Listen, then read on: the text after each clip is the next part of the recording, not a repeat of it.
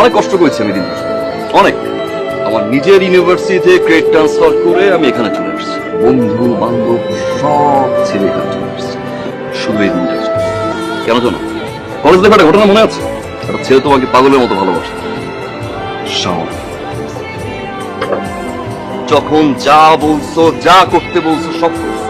এতটা ভালোবাসছে এই ছেলেটা, যে ছেলেটা তোমার চিটিং এর শখটা খাওয়ার পরে মেন্টাল হসপিটালে ভর্তি এখনো না, একটা বারো খোঁজ নেওয়ার কথা।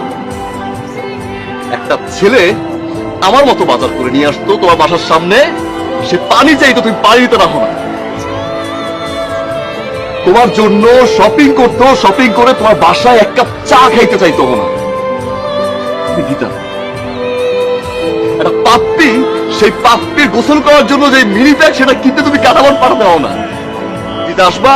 প্রতিটা ছেলে তোমাকে ভালোবাসবে, আই লাভ ইউ বলবে, পিছে পিছে ঘুরবে। এই খানিক সময় বিরতির জন্য প্রতিটা ছেলে পড়াশোনা বাদ দিয়ে তোমার পিছে বসে থাকতো।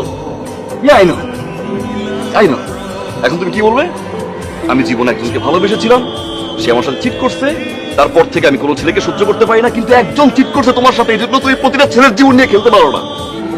তোমাদের এই খানিক সময়ের অসুস্থতার জন্য। You're sick, you're completely sick.